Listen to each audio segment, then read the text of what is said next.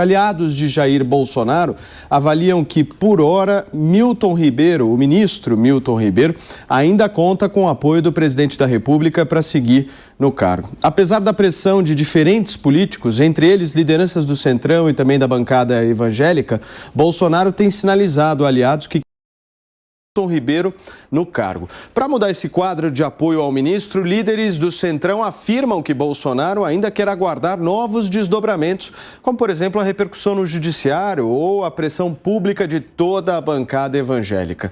Durante um discurso na cerimônia de lançamento da pedra fundamental da nova Escola de Sargentos do Exército no Recife, o presidente Jair Bolsonaro ignorou o pedido de propina por um pastor que integra esse chamado intitulado Gabinete Paralelo do Ministério da Educação.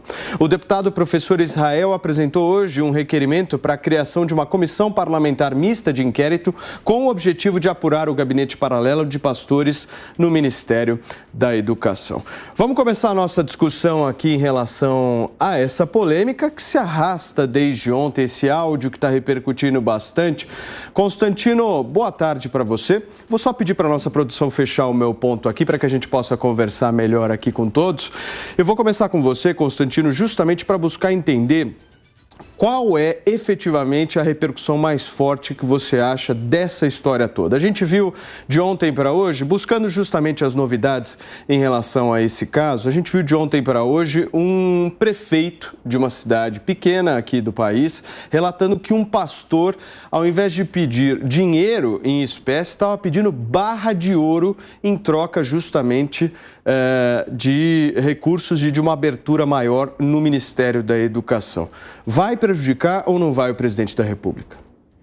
Boa tarde, Paulo. Já prejudicou. Sem dúvida, é uma coisa feia, é antirrepublicano e se envolve aí pedido de dinheiro por fora, de barra de ouro, é crime mesmo, tem que ser punido, né? Vamos começar falando da repercussão da seguinte forma, né? Há uma exploração bastante ouriçada da oposição, porque, afinal de contas, a gente tem que ter até simpatia por eles. Estão cavucando há mais de 3 anos, não encontraram nada, estão tendo que requentar caso da Val do Açaí. Então há um desespero, né, para criar a narrativa de que todos são corruptos e nivelar por baixo. Esse caso do áudio, ele pegou mal. E aí a gente vê também o desespero e a desonestidade da oposição. Meus pares na mídia, né, jornalistas de prestigiadas emissoras, tirando do contexto a minha fala ontem, para dizer que eu disse que o problema não é ser corrupto, é ser pego. E todo mundo que acompanhou o nosso programa ontem sabe que não foi absolutamente nada disso que eu disse. O que eu disse, e repito, é que em Brasília a coisa mais normal do mundo é pressão por grupos de interesse, leia-se lobistas, né, para direcionar o recurso para onde lhe convém. Isso, aliás, chama-se política, né? Aqui nos Estados Unidos é legalizado, no Brasil existe uma região cinzenta de hipocrisia, mas todo mundo tenta convencer os donos do carimbo a mandar a verba para onde ele acha que é melhor, né? Ou para onde atende os seus interesses. Isso é política. E aí pegam fora do contexto para tentar dizer que eu defendo corrupto. Quer dizer, eu estou começando por aí, Paulo, não para justificar, porque quem é sério e acompanha o programa sabe o que foi dito, mas para mostrar o nível de distorção lá. Então, existem várias reações diante desse áudio e a repercussão que estamos vendo. Por exemplo, nosso colega Ricardo Salles, que foi ministro do governo Bolsonaro, ao participar do jornal Jovem Pan comigo ontem, ele desdenhou disso. Ele disse, não, isso é a coisa mais normal do mundo, você tentar valorizar alguém presente ali, não foi nada demais, o ministro tentou só encher a bola do tal Gilmar. Eu tomei uma postura de que, para mim, isso foi um áudio feio e antirrepublicano, ao que tudo indica, ainda que muito comum esse tipo de pressão, né? E o problema é quando vem a público e quando vaza, porque alguém deve estar tentando alguma coisa ao ter gravado isso. Janaína Pascoal, por exemplo, que defende muitas coisas do governo e critica outras com independência, ela acha que tem que ser investigado e que seria de bom tom afastar o ministro. Então, assim, cada um vai ter uma posição. Eu acho que talvez seja precipitado afastar o ministro, mas, sem dúvida, a sociedade demanda muitas respostas, ainda mais com isso aí que veio à tona, envolvendo, inclusive, pastor pedindo barra de ouro para favorecimento. Isso não pode. Marco, você acredita na permanência do ministro Milton Ribeiro ou você acredita que faltam poucos dias ou horas para que ele deixe o cargo? Boa tarde, Paulo, a todos aqui da bancada. Paulo, eu tô entre o Constantino e o Salles aqui. A minha análise ontem foi no sentido de que existem questões técnicas relacionadas ao Ministério da Educação no que se refere às rubricas e à transferência de recurso por parte do Ministério para prefeituras. Falei que é comum prefeitos, vereadores fazerem lobby em Brasília constantemente, pedindo dinheiro para o governo federal. Existe uma massa de pessoas que vão para Brasília exatamente para fazer isso, defender os seus interesses locais, etc. As conversas que existem nessa esfera são conversas que muitas vezes beiram, como disse o Constantino, um viés antirrepublicano. Me favoreça por isso, me favoreça por aquilo, eu sou bonzinho por isso, eu apoio o presidente, então me ajuda com isso. Então toda hora você tem essas manobras em Brasília, isso é normal. Agora, para mim existe uma questão de proporção midiática, a entonação e a tentativa, né, dos meios de comunicação de criar, como criaram na época com o Ministério da Saúde, o gabinete paralelo, que não era absolutamente nada, não tinha problema nenhum com relação ao presidente e o ministro da Saúde verem com especialistas, tentarem entender a situação pandêmica, tentarem compreender o fato que estava sendo colocado lá para eles da pandemia, os estudos, etc. Isso daí é a mesma coisa que estão tentando fazer agora. Então, eu tenho um pé atrás com relação à mídia, eu tenho esse ceticismo. Toda vez que eu vejo alguma coisa que sai na Folha e que já querem criar gabinete paralelo do Ministério da Educação. Opa, peraí. Deixa investigar, vamos apurar, tem que entender direito como que ele está lá pedindo recurso, qual que é... E tem que ver de fato como é que foi dado o recurso. Se existe um esquema em série disso daí, ou se na verdade é uma questão pontual que deve ser ignorada, na medida em que isso for apurado. Agora, entrar na onda desse pessoal, tô fora. Eu não vou entrar em onda nenhuma pré-eleitoral. Não acho isso saudável, acho que essa repercussão, como disse Constantino e como a gente tem acompanhado hoje eu falei no Pânico também, esse negócio de Valdo Açaí, esse café requentado, café ressuscitado da Valdo Açaí, pô, é brincadeira. Quer dizer, desde 2018 esse negócio está correndo, agora vem o Ministério Público Federal falando que vai oferecer denúncia com relação a isso. Sabe, eu tenho muito pé atrás, ainda mais vendo que existe muito promotor, procurador e juiz ativista por aí. Então, eu acho que esse é um momento muito sensível para a audiência, para a população, de analisar aquilo que vem da mídia, aquilo que vem de informação, tudo com o pé atrás. Não dá para ficar caindo nesses contos aí, nessas tentativas de lacração midiática. Tudo tem que ser apurado, ainda mais quando se retrata uma questão que pode ter uma repercussão no ambiente administrativo e criminal. É que nem o cara que matou o vizinho. Eu não vou sair por aí falando, é culpado, é inocente. Sim. Fala, não, deixa apurar, vamos ver as provas. Agora, é muito mais um trabalho sério de você analisar o conteúdo probatório e a materialidade do que sair por aí falando, o ministro tem que cair. Eu acho que é uma questão política. A Janaína falou, ele deveria ser afastado, tem gente que acha que ele deveria renunciar, tem gente que acha que não vale a pena agora nesse período pré-eleitoral. Mas a gente não está falando de uma onda, né? Nós estamos falando de um áudio. Um áudio que não fui eu quem disse, não foi você, não foi o Constantino, foi o ministro da Educação. Mas é o que eu te falei. Você tem mais pé atrás com a mídia ou com o ministro da Educação? Com a mídia, definitivamente. Esse áudio... Paulo, se pegar a conversa gravada de ministro em Brasília é toda hora. Eu vou te prometer tal coisa, eu vou te dar isso, eu vou te dar aquilo. Tem muita coisa. 90%, os 90% do datamarco aqui, do que é falado lá não se materializa. Tá cheio de promessa. O que o político mais faz é prometer. Agora, entre isso e a prova cabal de que ele cometeu um ilícito, eu quero ver a prova. Eu tenho um áudio, eu não tenho uma prova. Eu tenho algum tipo de gravação que foi feita exatamente com o intuito de derrubar o cara. Tem que ser apurado, mas agora eu quero a prova. O áudio é um indício. Sim, mas esse indício ele merece ser absolutamente investigado. Concordamos. E há uma necessidade de se ter suspeita, certo? É um áudio minimamente suspeito. Piperno, eu quero uma avaliação sua, principalmente da permanência ou não de Milton Ribeiro à frente do Ministério da Educação. Boa tarde, Paulo, colegas. É evidente que ele vai cair e é claro que a cabeça dele não foi cortada hoje, porque aí também seria uma confissão de culpa do próprio presidente da República, que, aliás, mantenho o que eu disse ontem, por mais indícios que nos levem a suspeitar dele. Primeiro tem que se investigar a atuação do ministro. Depois a gente vai ver se houve ou não o envolvimento do presidente da República nesse esquema. Só uma coisa, em relação ao Valdo Açaí, ela tem um emprego de sonhos, né? Ela mora em Angra e era assessor parlamentar de um deputado que estava lá em Brasília e ganhava para isso, né? Enfim, o Estado pagava aval para vender açaí em Angra. Não sei se isso é republicano, não sei se isso é correto, mas é isso que acontecia. E, aliás, ela confessou que, inclusive, jamais pisou em Brasília. Mas, enfim, isso é uma outra coisa, né? Em relação ao ministro, é claro que havia, claro que não só o áudio, mas todos os depoimentos já dos vários prefeitos mostram, e, por sinal, as acusações, até suspeitas de lideranças evangélicas, mostram que havia, sim, uma estrutura paralela dentro do Ministério, a exemplo, sim, do que aconteceu lá no Ministério da Saúde. Não vamos lembrar que teve a história escabrosa lá da Covaxin, que ia ser comprado e não foi, porque aí descobriram o esquema, como, aliás, aconteceu na educação, na história dos 3 bilhões de reais para comprar laptops, coisa que o FNDES faria. Esse contrato acabou sendo suspenso, porque mais uma vez pegaram com a boca na botija, e até hoje o governo não consegue dizer quem era o responsável pelo andamento disso. Mas enfim, isso também é uma outra história que ficou lá para trás, a justiça deveria apurar, mas os fatos agora são outros.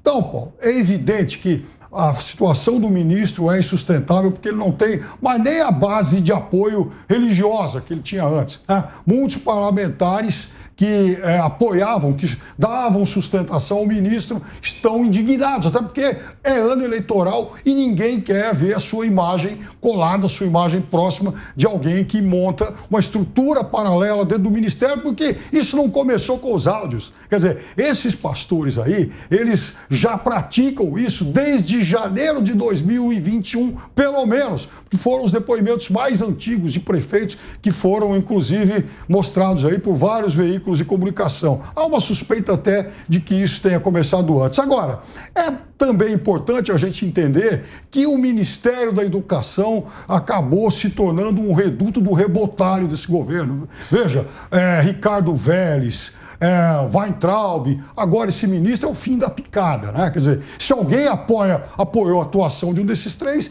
fique à vontade, mas certamente a maioria da população... Saudade do Cid Gomes? O quê? Saudade do Cid Gomes, saudade perto desses caras. Entre Cid Gomes e o ministro dos pastores, vou te contar um negócio, hein? Mas o fato é que tem que ser apurado, sim. A oposição está no seu legítimo direito de exigir, sim, apurações, e, aliás, seria uma oposição absolutamente omissa se ela não fizesse nada. Ué, ela ia aplaudir essa pouca vergonha que o país todo está testemunhando. Até a paciência. O Serrão, a PGR está decidida, inclusive, a pedir ao Supremo Tribunal Federal a apuração de todas essas suspeitas que envolvem o ministro da Educação. Te faço a pergunta, pensando numa certa preservação daquele discurso do presidente da República de que no governo dele não existe corrupção, não seria melhor o afastamento do ministro Milton Ribeiro? Depende, saudações, meus amigos e amados dos haters, depende muito, Paulo Matias. Porque nesse caso aí, o que está configurado claramente é um gesto de clientelismo e excesso de lobismo por um segmento que tem importância política hoje, na política brasileira, que são os pastores evangélicos. Eles têm ampla atuação no Centrão, eles têm muita influência pessoal, inclusive, com a primeira-dama Michele Bolsonaro. Ontem, até o ministro da Educação esteve no aniversário da primeira-dama. Providencialmente, o presidente Bolsonaro nem esteve na coincidente festa para, de repente, nem ter que encontrar com o ministro e ter que ampliar esse pequeno desaveiro político que está acontecendo agora.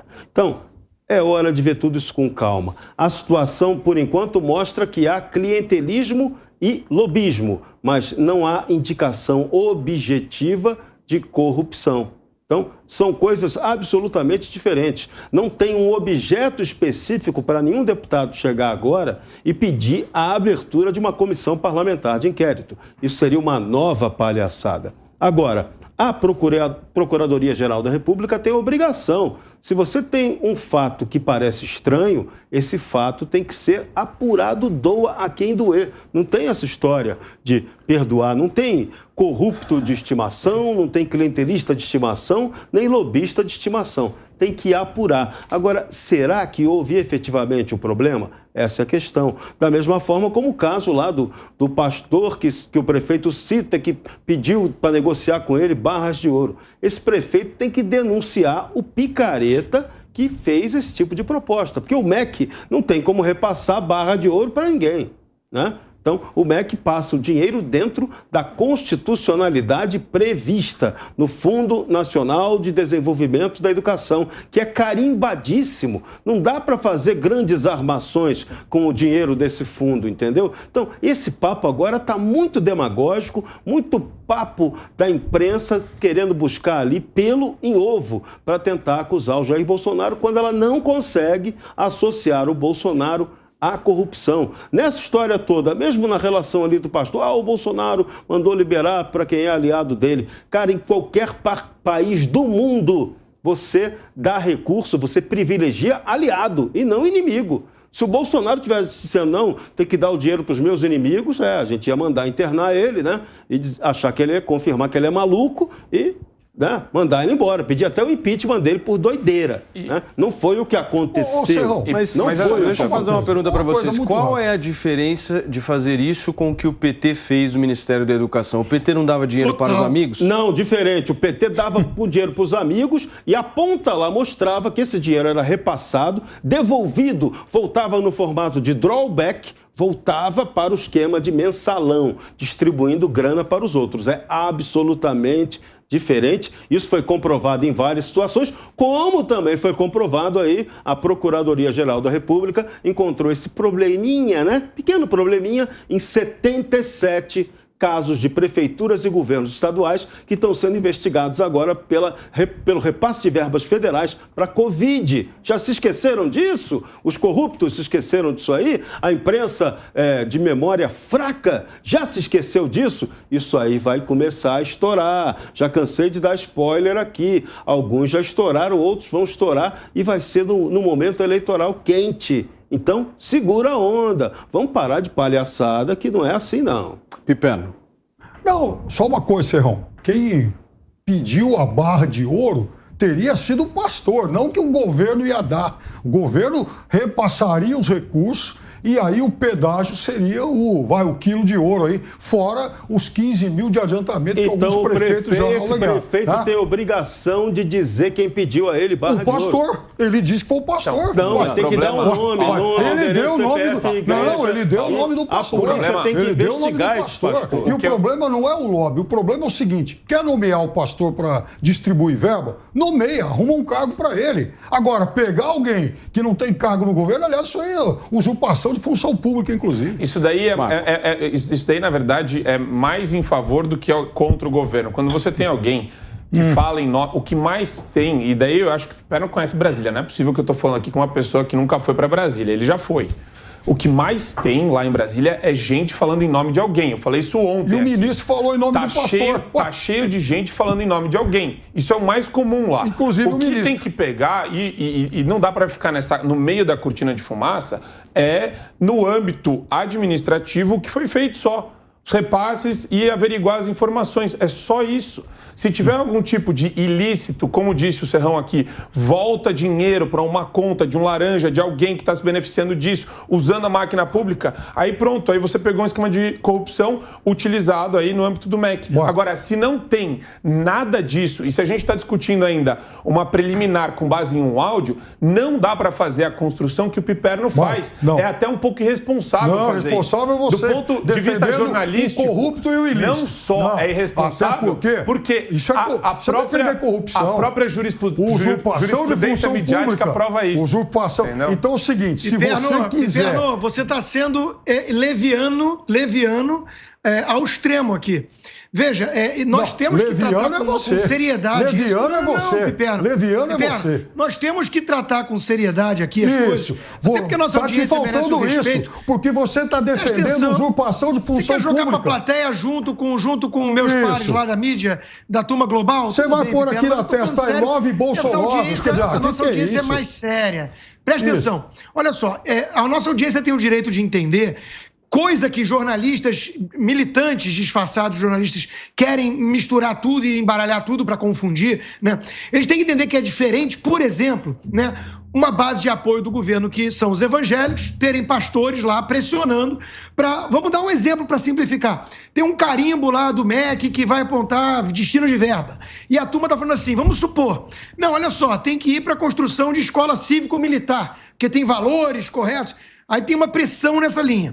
Isso, vamos dar um exemplo, isso seria uma atividade lobista nos Estados Unidos legal, pressão natural da política dentro da base de apoio, prefeitos, aliados, levando essa demanda em conta dos eleitores, do povo, né? Isso seria muito... O PT, no caso, e você e companhia estariam pedindo verba em vez de escola cívico-militar para, enfim, escola que pratica carnaval e sexualização precoce e ensina empatia em vez de matemática. Mas vamos lá, né? Paulo Freire. Agora, terminando, isso é muito diferente de esquema de corrupção, do cara virar e falar assim, ó, se você mandar a verba para lá, não interessa onde, bota aqui 20% por fora que volta 10% para você financiar a sua campanha e 10% para a Suíça, para mim e para você. Isso é o que o PT fazia, Piperno. PT era uma máquina de corrupção. Você entende a diferença ou não? Porque isso é muito importante. Então agora eu tenho direito de resposta? Então eu fui chamado hoje de leviano. Tá nervoso. Não estou absolutamente tranquilo. Leviano, eu só queria dizer o seguinte, chamar o ministro de corrupto é leviandade. Não chamei o ministro, eu disse que tem corrupção, mas é uma outra coisa. Eu só quero dizer uma coisa, isso eu falei gabinete paralelo e vou explicar agora por quê. Primeiro que o porta-voz Bolsolover aqui, o mais antigo aqui, me chamou de leviano, cinicamente. Mas, de qualquer acusação leviana, Piper. Não, e você acusação foi leviana de que o ministro porque você não reconhece uma situação que salta aos olhos. Então, vamos pegar o exemplo que o cínico deu. Então, que isso fosse um mundo perfeito, que alguém está lá fazendo lobby, alguém pediu verba, uma prefeitura pede verba, né? Através de um lobista, o lobista vai lá, consegue o dinheiro volta, sem que absolutamente nada disso fosse para o ralo. Tá? Vamos... dar essa concessão, então. Nesse caso do Ministério da Educação, teria apenas um pequeno probleminha, que o pastor, reconhecido pelo ministro, porque o ministro falou, tem que pedir para ele, né? Ele vai autorizar. O que ele pedir, a gente concede. Não. Essa figura, esse cidadão, ele não tem cargo no governo. Não tem. Está lá no áudio do ministro. Você está fazendo a tese de uma usurpação que não existe, Piperno, então, não tem prova.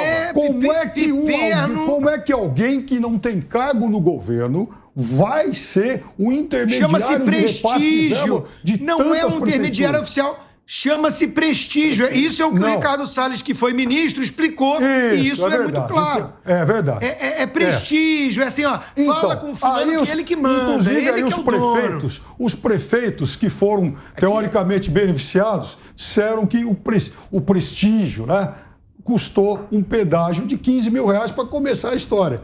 Então, Piperno, tudo, de novo, é o que você está falando. Você tá trabalhando como se fossem provas cabais aí, finais de um processo que já deve ser julgado. O que a gente está falando é, tudo pode e deve ser apurado, mas você não tá. Você coloca uma premissa e uma conclusão muito fortes na correlação entre si. E é engraçado que você não dá para fazer isso do ponto de vista lógico hoje. Se você tem honestidade intelectual, você não pode fazer isso. Honestidade intelectual é por um intermediário falou de leviandade. Você não pode. Você tem que esperar uma apuração probatória dos conteúdos que foram colocados na nossa exposição. Nós temos um réu confesso. Nós temos um ministro que falou, para você arrumar verba, você tem que falar com o Marco. Pastor Marco. Não disse isso. Peraí, vamos voltar no áudio. Vamos voltar no áudio do ministro. Chama o VAR, vamos voltar no áudio. E desde janeiro do ano passado eles estão fazendo isso. O ministro, no áudio dele, um áudio que eu acho burro, mas o áudio é o áudio dele, ele diz que primeiro as verbas vão para a prioridade legal do Ministério, tudo que acontece lá. Depois, essa verba iria para quem tivesse prestígio político junto ao presidente. É isso, está dito lá. Isso é o que está dito no áudio. Isso é crime. Isso configura corrupção. Mas também falou não do pastor. Configura corrupção. Também falou do pastor. Mas não configura corrupção. Isso configura improbidade administrativa. Não, nem improbidade, nem improbidade, nem improbidade, Paulo. Nem improbidade, nem improbidade. Isso configura o mundo da política, é isso. Eu entendo, mas o presidente da República em 2018 prometeu que seria diferente. As verbas públicas devem ser destinadas não para quem é mais amigo, e sim para onde for mais eficiente. Mas não é assim que a banda toca, não é. Senhor, em momento algum surgiu o nome do pastor, nós estamos discutindo aqui. O ministro deixou claro que a verba é constitucionalmente distribuída e o que sobrar, aí sim. Eu vou acreditar isso é o jogo da política. Não é acreditar, isso é fato. Isso é um fato. Vamos deixar um pouquinho do purismo de lado. Porque o purismo é seletivo, via de regra, é sempre seletivo. O purismo serve para quem quer ficar numa torre de marfim demonizando a política como atividade. Porque se for por essa linha, né, tem que fechar todos os partidos e tudo. Veja, será que um presidente deveria escolher um ministro para a Suprema Corte com base na cor da pele? Ou pelo fato dele ser evangélico? Nós discutimos isso aqui, né? Então, atendendo os quesitos de notório saber jurídico que o Toffoli nem preencheu, né? Você, obviamente, vai levar em consideração outros critérios mais subjetivos. Por exemplo, atender a base eleitoral. É um dos critérios. Então, no caso da esquerda, é política identitária. Aqui mesmo nos Estados Unidos, o Joe Biden está indicando aí uma juíza só porque é minoria, porque ela é super branda com criminoso, até com pedófilo e pornografia infantil. Só porque ela é negra, só porque ela é mulher negra. Né? E a mídia fica empolvorosa, que é a mídia de esquerda. Quando o Bush, em 91, indicou o Clarence Thomas, um negro, a mídia ficou horrorizada, porque ele é conservador. Então a gente sabe como é que funciona o jogo. Esse purismo do tipo, não, mas tem que ser um critério absolutamente técnico, imparcial, não sei o quê, isso é matar a política. Então fecha Brasília. E outra coisa, Paulo, não dá para presumir improbidade aí. De novo, existem verbas discricionárias e verbas vinculadas. As verbas discricionárias, elas compreendem uma margem de liberdade do gestor público para aplicar o recurso conforme a conveniência e a oportunidade de quem está fazendo a gestão, do governo federal, no caso. E essa margem é pequenininha, tá? Orçamento federal. Nós estamos aqui discutindo uma justificativa que deve haver para o envio desse recurso. Segundo o áudio do ministro da Educação, esse recurso apoiaria a construção de igrejas. Isso não é responsabilidade do Ministério da Educação. Nós não estamos falando aqui de ser favorável ou contrário ao governo. Nós estamos falando simplesmente que dinheiro da educação não é feito para a construção de igreja. Ponto final. De novo, aqui a gente pode ter essa discussão, vou concordar no plano hipotético, no plano fático a gente não tem absolutamente nenhum elemento probatório. Nós temos um áudio do ministro da Educação, esse é o plano. Aí entra a discussão, estilo Janaína, Ricardo Salles, Constantino, El Serrão. Tira o ministro agora para apurar, ele fica enquanto apura, mas tem que apurar. Não dá para presumir absolutamente nada com base nisso. Não dá para presumir, não dá. Mas ele falou... Tem que apurar. Mas ele, claro que dá para presumir. Tem que apurar. Se ele fala, o que ele falou ele admite, foi uma bobagem assustadora. Mas ou seja, quando é algo assustador partir do governo, é só uma bobagem, né? Não é só uma bobagem. Falou bobagem, tem que responder e pagar pela bobagem.